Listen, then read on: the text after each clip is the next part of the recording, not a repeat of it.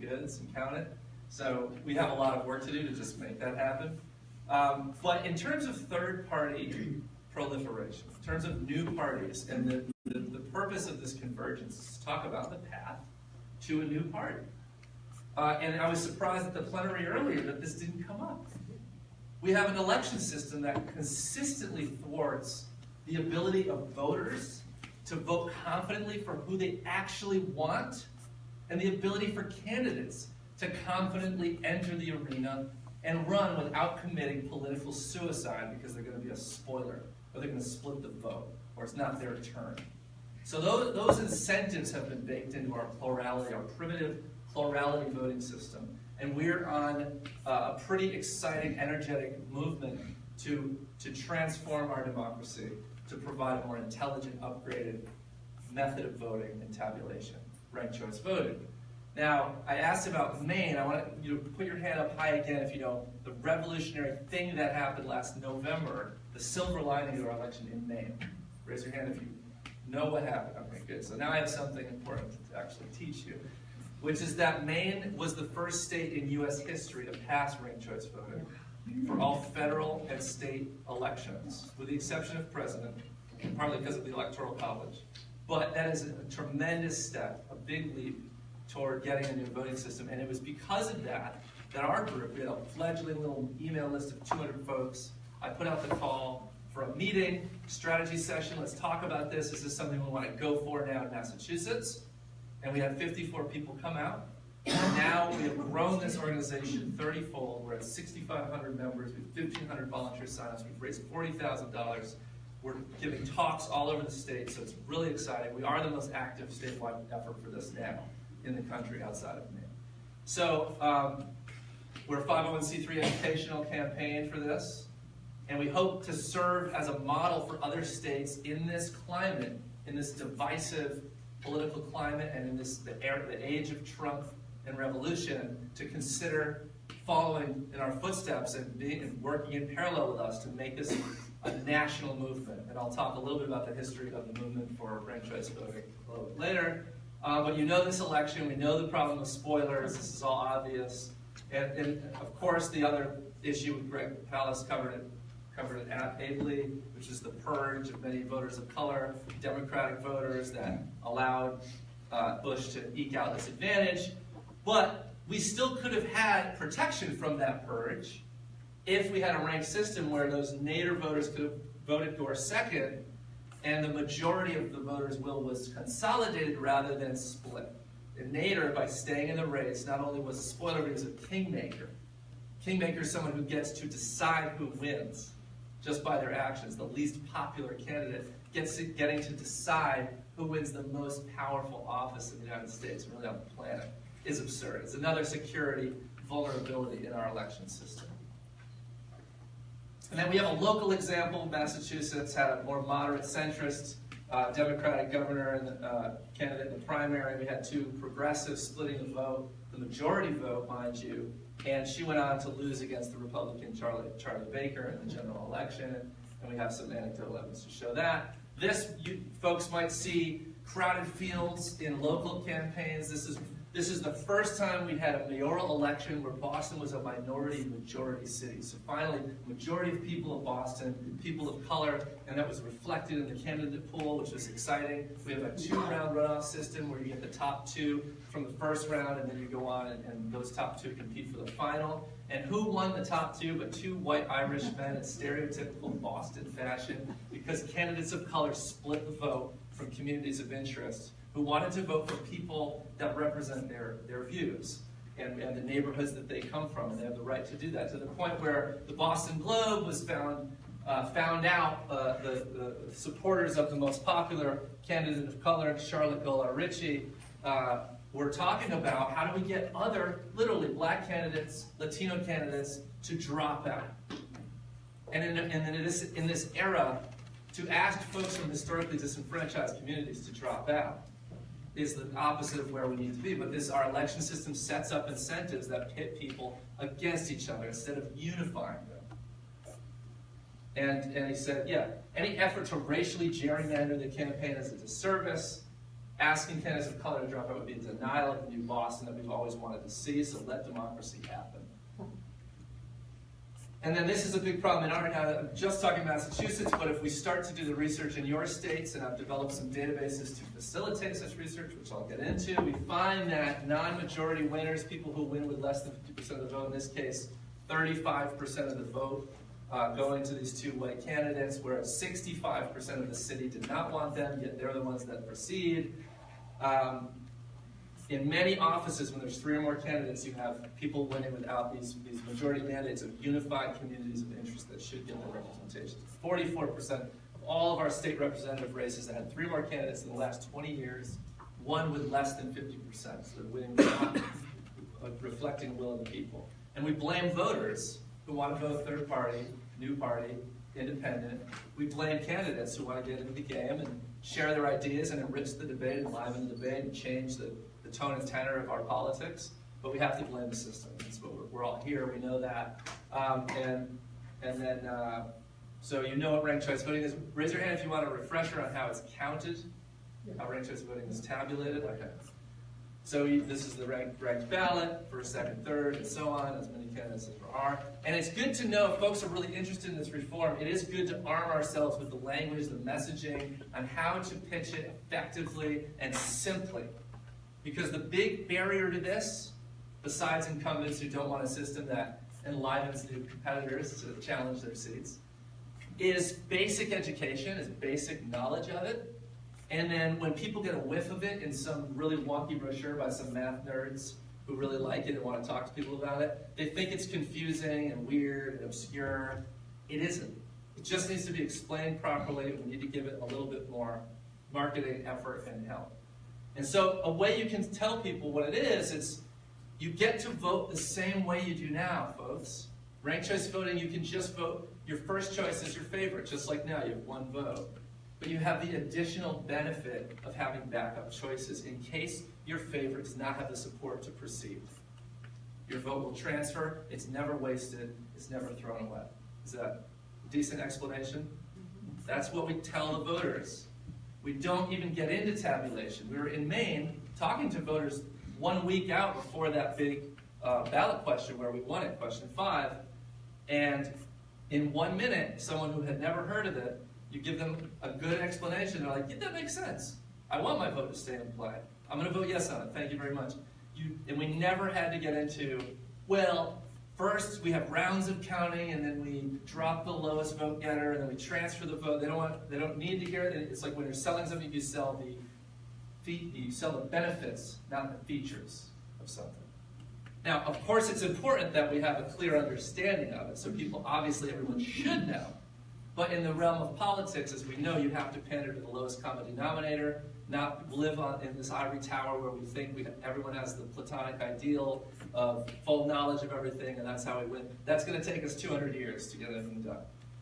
So, but for you folks, you've already known about it. Let's go into tabulation real quick. So in a ranked choice voting election, the clerk gathers up all the ballots, and if they're honest, you get an accurate count. And if a majority of if there's a candidate who wins a majority of first choice rankings on people's ballots, they only look at the first choice, the election is over. That's the point of the system. Now, new scenario. If the clerks count up everyone's first choice vote and there is no majority, then you begin an instant runoff process. And so you eliminate the lowest vote getter, and those voters' ballots, you look at their ballots for their second choice, and their vote gets to transfer on, stay alive, not throwing their vote away, and move on to that first backup choice, their second choice vote on their ballot. And so that's what's happening here. We're saying all of these voters happen to vote bold orange. The pale orange voters vote bold orange as their second choice because they want an orangey kind of candidate or policies. And this orange voter, do we have a majority now is the question. You check again for a majority. We do not have a majority. No one is over 50%. So we do the exact same thing. We eliminate the lowest vote getter. We transfer those voters' votes to their next available choice on their ballot. Do we have a majority now? Yes. Dark purple wins with 55% of the vote. So the beauty of this system, as you can see here, maybe folks have already thought this through, is in our plurality system, Bold Orange would win without a majority. But then most voters actually coalesce around a policy or identity candidate that's purple. And the true representation of the voters is this candidate. So in ranked choice voting, the true majority sentiment emerges. It retains the integrity of our collective voice. So there is a form of voter integrity here that we're missing because our ballots are primitive and unintelligent and not fully expressive of how we see reality, which is not binary. It's nuanced. So if there's 4 candidates and 2 of them are passable, we should be able to express that. And especially the crowded field scenario where there's 12 candidates running, but you only get 1 vote. So you gotta refer to polls and things to try to guide your vote toward a front runner or someone. So you gotta go through a complicated strategy of who's viable. So of course this would be the scenario in 2000 in Florida. This obviously, I hope folks have put it together that Bernie could have run as an independent without committing political suicide. That could have completely changed the game. And then you could vote for a combination of similar candidates or you think are similar, hold your views. And then another talking point for talking to municipal governments or county governments that do runoffs is you get to combine your 2-round runoffs into 1 election, and that saves them money. So it's a very important argument for convincing clerks and officials to upgrade their system to this.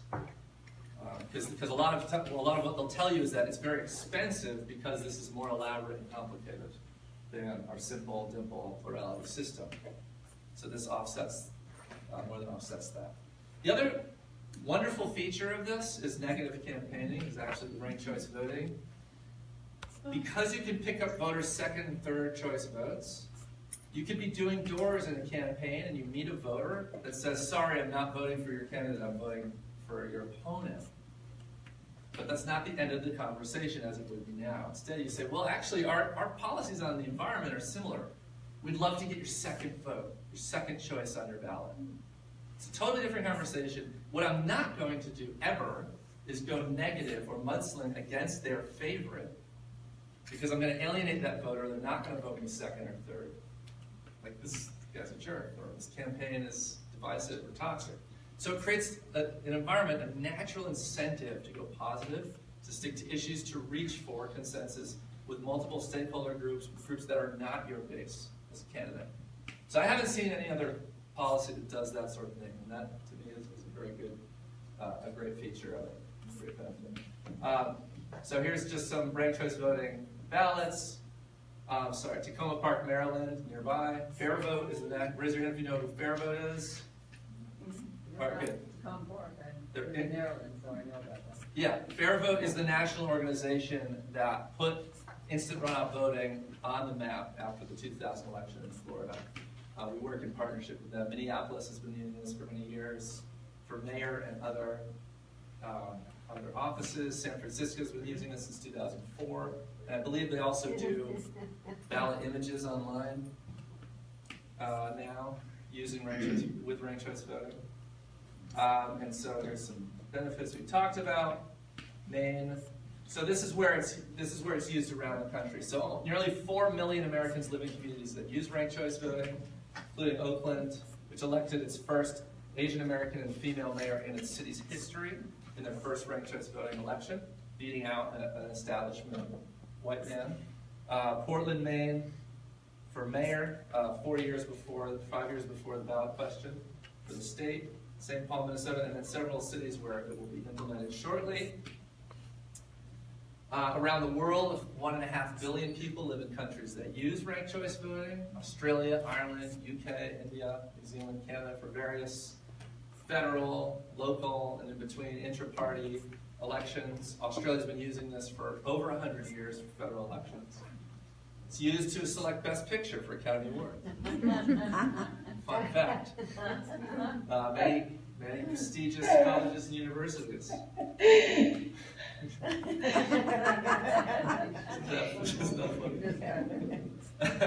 National Association of Women, many other excellent trade organizations, professional organizations. And then we have some evidence of civility. This is a victorious mayoral candidate, Betsy Hodges in Minneapolis, talking about how the campaign was actually quite positive. I'm trying to find video of the candidates got together and actually, after a debate, held hands and sang Kumbaya. There's this news report. I want to make that our poster child for the movement.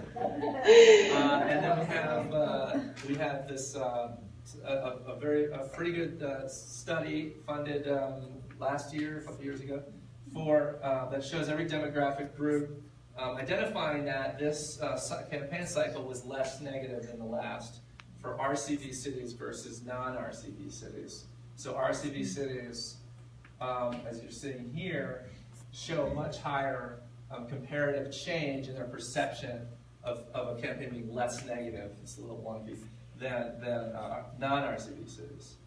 So that's great to have that objective research. And then people worried that ranked choice voting would lead to voter error, voter confusion.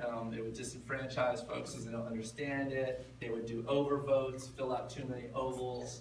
But this study by David Kimball and Joseph Anthony at the University of Missouri St. Louis found that it actually does not result in any change in what they call residual votes, which are these overvotes and undervotes, which is a very good sign, and actually increases it's associated with a 10-point increase in turnout for primaries and for runoffs, so that's exciting. Cost is negligible. For Maine, the cost is 0.022% of their state budget, and we have our own estimates for Massachusetts. It's just our situation, 59 cents per resident, 0.001% of our $40 billion state budget. So costs, but people will in a campaign, and we're going for. I'll tell you about that in a minute. They will raise the specter of we need money for schools and firefighters and police, and we don't have time to mess around with our voting system that's worked so well for America, as we see here. So they will cast all sorts of fear, uncertainty, and doubt, and you have to poll this stuff with voters to determine what these sometimes work for voters who have just a very passive, casual knowledge of these new ideas. So this is the growth of our campaign, thanks to Maine. We started here, and now we're here. We have 1,500 volunteer sign-ups, so we have a very good organizational structure of team leads, calling people, getting folks out. We have 7 chapters around our state, all volunteer. We've raised some money. We did a poll in June to figure out, are we ready to go for a 2018 ballot question, or should we wait for 2020? And we found we did hit this too. We got it on the platform of the Massachusetts Democratic Party, thanks to Orba. Their leadership helped us. Got it in front of 4,500 delegates. They voted a voice vote and a standing vote to get it onto the platform, so that's great. So we found polling showed that we had too many voters who didn't know what it was. We want to do a lot more ground game and education for the next couple of years and go for a 2020 ballot question. And bring it to a wrap pretty soon, that'd be cool. Okay, cool. I'm talking as fast as I can do it. Yeah, all right, good. And we have, the demographics for obviously presidential cycle are better, of course, for ballot question. You get more progressive voters, younger voters out, and that helps it. Boston NAACP, Common Cause, League of Women Voters, 3 parties. We're trying to go for the Republican Party soon, and we're building up our endorsements now. We have bills, blah, blah, blah. Oh yeah, so I don't have to pitch you for money, but if you wanted to help, I'd love your help. Sign up and support us. We will take out-of-state money. The donor cards here. That's it. So on Thanks. this system, Yes. then it's open primary, and so that all the candidates, regardless. Can you hold that question? Yeah, unless you want to kick it off with it. Okay, I'm gonna try and do a 1-minute wrap of what Bill was gonna talk about. And that is, as a result of our work together in California, and the whole fiasco of non-party preference voters being excluded in so many places by so many different ways, well, if you take a look at, we've got the Election Justice put out a report, a 100-page report, that you can find if you Google "Democracy Lost," a report on the fatally flawed 2016 Democratic primaries. You should be able to find that 100-page report. But it summarizes the whole, what we found across the nation. In any event, what Bill is trying to do is to get a campaign together, let me find that, to address the non-party preference issue, the voter issue, and verbatim, how to build a campaign to ensure MPP ballot access and to take American Independent Party off the ballot. Because in California, the American Independent Party is an actual party, but a lot of voters think, oh, I'm independent, that's who I'm voting for. And that sucks away a lot of votes. Do you want to say something? Yeah, to that, the people who walk around with clipboards registering voters, they're not trained. They have no idea what the difference is between AIP and NPP. They just see independent and they register an independent voter as AIP, which is a right-wing party, instead of NPP, which is independent. And actually in this 2016 election, there were almost 500,000 people registered as AIP, where more than 400,000 actually intended to register as independent. And that's the margin that Hillary quote unquote won. That's an excellent point. That was tragic. That was just one of many tragedies. A travesty, truly. Towards that, we want to get together a campaign. This is Bill, again, who proposed this, and I signed on to it, to be ready to bring lawsuits as Plan B, and that's sort of the center of the issue, but then to approach the Secretary of State to get this changed. Generally, that's what comes down to a mission statement. Our mission is to protect democracy by eliminating the fixing of election results, by preventing citizens from voting, and by wrongfully disqualifying, manipulating, and shredding ballots. And we want to implement this in California in time for the next round, and hopefully that sort of issue will be taken up in other states as well. So that's what Bill wanted to talk about. So with that, I think we'll call to a close and begin to take questions. So just as point of clarification on the ranked choice voting, that means that the primary needs to be open because all candidates are listed regardless of party affiliation, isn't that right? No. So the main law is ranked choice voting in use for primaries and then again for the general. And when I was talking about collapsing the runoff process, that's nonpartisan preliminary and final elections at the municipal level. That's not the same, it's not identical to primaries and generals, which are the parties pick their winner and then those winners compete.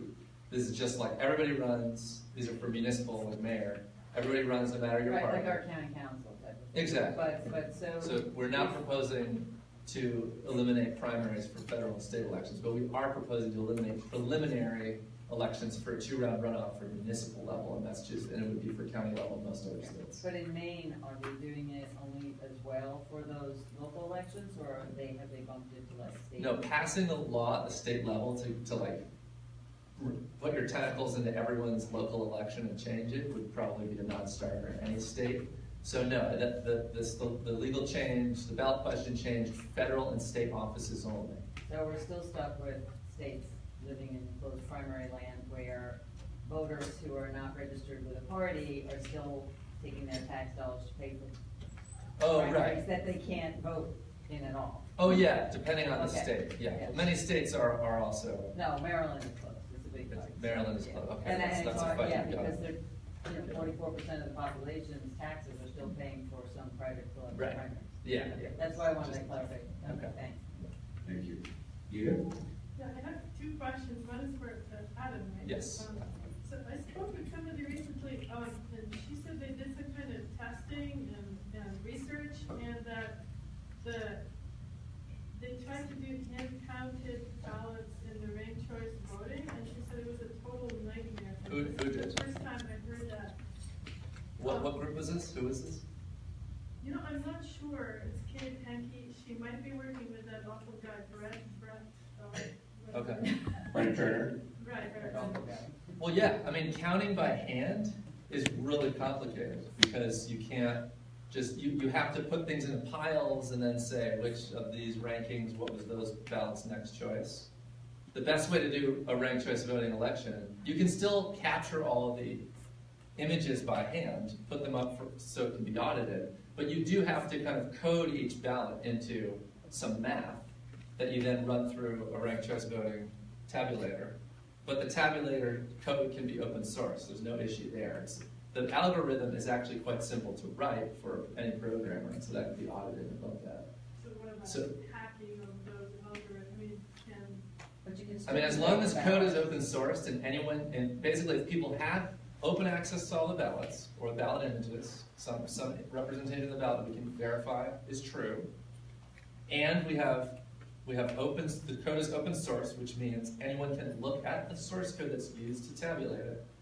Then now we're empowering the people, and all of the nerds would come out to support that and do the count, to do the exact same process that the chain of custody and the officials are doing to ensure that they match. That is the same problem in our current paradigm than would be with ranked choice voting. There's nothing inherently about ranked choice voting that makes it harder to do that as long as those components are in place.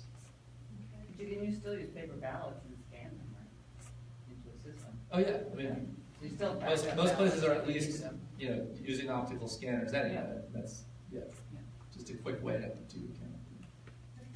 My second question was for the two of you, and it's I guess kind of a follow up on Bill's strategy in California. Do you see the kind of path forward, the combination of legislative, activist, and litigation strategies? How, and if so, how would it be best to integrate them and to make them, to kind of create maybe a national hub where all the election integrity professionals and activists could kind of come together and compare notes so that they don't have to reinvent the wheel and waste time?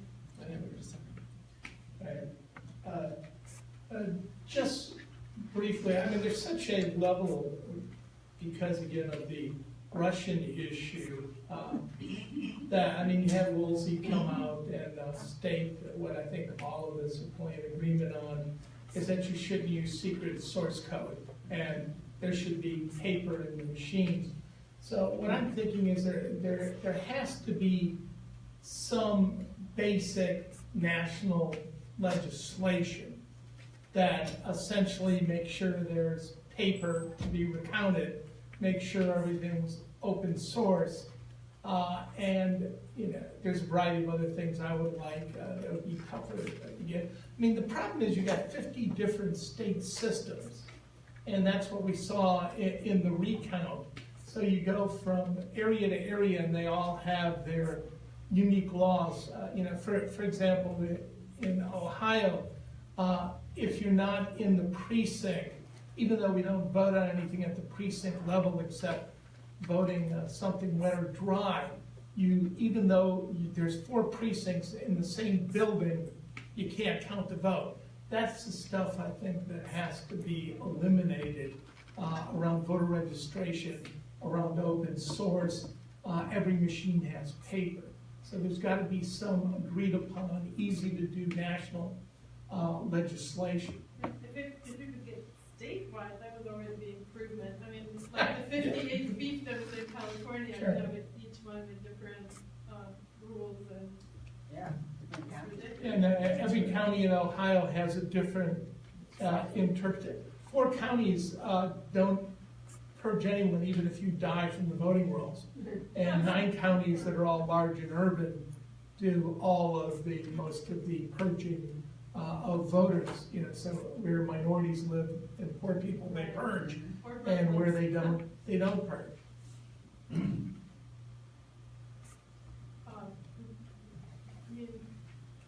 How do you see getting these legislative changes? Would it be through partially activism and litigation, or? Well, I think it's got to be a combination of both. Did anybody see that John Kasich who I ran against in 1992 when I was a Democrat for Congress, actually signed on with Dole and others against gerrymandering, and signed on with an amicus brief, and said, look, our system is so fundamentally broken, we've got to draw competitive elections. I think if we push a little harder, we're at the same tipping point because of DEFCON, because anyone appears to be able to hack our machines quickly, and outside nations are returning the favor. Who would have thought when we rigged the 1996 re-election for Yeltsin and bragged about it in time that they would come back and interfere in our election? Is there a secure electronic voting machine? No. I'm not going near that.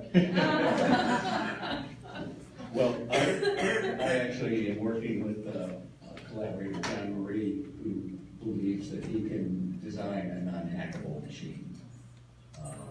He's top level national cybersecurity guy, and we're trying to figure out a protocol that is based on paper ballots first, so voters would vote on paper ballots, then run their ballot through a scanner and get the printout that verifies, yes, this is, the scanner sees what I'm seeing, so that's the first verification. But then the results would be transmitted to the county level, Secretary of State level, and again, counted there and involved the rest of the votes.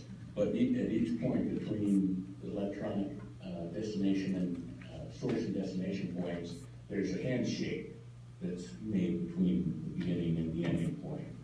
And so you've actually got, so if you're counting paper ballots, you've got paper ballots, that's your starting point. And you have two other means of verifying that by the time that ballot got to Secretary of State's office, it's still as it was when it started out.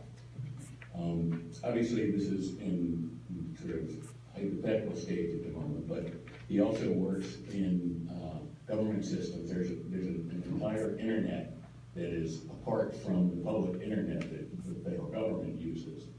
And on that internet, there are defined gateway points that there's only one access point, and that's two other government points.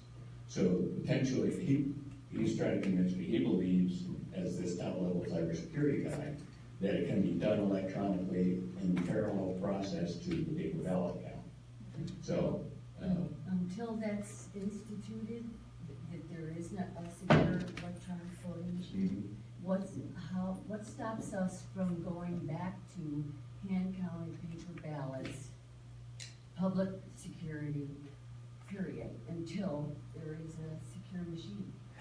I think elections administrators is one answer. Everyone's got their own turf that they claim that this is my turf, you don't mess with it. I don't want to do any extras. All sorts of answers can be made to that question, but I agree with you. I want to add though to the is there an electronic, one exciting bit of technology that's going to be probably part of the solution if we ever get to the place that it's safe is the blockchain. Blockchain is a massive distributed database. It's used Bitcoin, Ethereum, these cryptocurrencies. It's used in that context right now, but there's a lot of experimentation and little tech startups coming up that are, it's basically a massive distributed ledger or database, and every time a transaction occurs between two parties, it is recorded on this massive ledger. Everyone gets to see the ledger. So you could apply this to voting. So when you put your ballot in, that record, that vote, goes into the ledger, and it can never be tampered with, it can never be changed. It's called immutable. It's immutable. It's unchangeable. So the only way you can change is if there's an error, and you have to actually register later. I am correcting line 1060, whatever, and then anybody can see that and verify it. So there's an exciting funded company called Votes, V-O-A-T-Z, out of Boston. If you want to look into that, and they're doing some exciting stuff using the blockchain, using voting from your mobile and tablet devices. BOATZ. Okay, is there another session immediately after this? There is, okay, we've got one more question maybe. That's it. The gentleman has something. Oh, Paul, I'm sorry. Paul, did people have any questions about the risk limiting audits? Because those are the audits that are actually being implemented now across the country. Like those are the audits that are being implemented in Colorado and being recommended in other states. Okay, any questions related to risk limiting audits? I actually had one, but I'll take the audience first. Looks like my question wins. That is, in risk limiting audits, is there some threshold, some effective threshold percentage of the vote that is the starting point for rather the count to start the search for evidence that this thing needs to be audited? Is there some threshold percentage that's built into that 99% confidence limit? Are you saying that it needs to be escalated? Because it is automatically being audited. That's the point of the... Okay, all right, yes, I was thinking there was an escalation threshold, but... Okay. Yeah, that's what that complicated formula is. That complicated formula is the formula that says either if this formula comes out this way, then you have to keep counting the ballots. And if this formula comes out this way, then you can say, we counted enough ballots, we're confident that the results are correct. And that's the determination of whether or not you continue to escalate possibly to a 100% hand count, or you call it a day and you say, we're confident here to this, like 98, 99% confidence level that there were no errors that were large enough to change the outcome. Okay, thank you. I mean, I'm curious from a show of hands, how many, I can't see you guys there, but how many people would support risk limiting audits? We're seeing 1, 2, 3, 4, 5, 6, 7, 8, 9, 10, 11, 12, 13, 14, 15, 16, 17, 18 out of maybe 20, 25 people.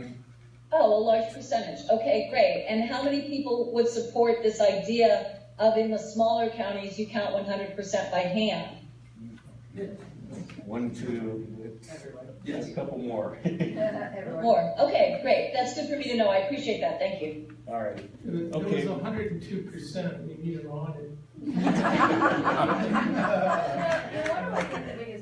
Somebody raised 2 hands. Is this need for early reporting? I mean, the news is like, giving us a response. I walk away from a polling station and like get in my car with the signs, and they're already reporting the results of that polling Yeah. station.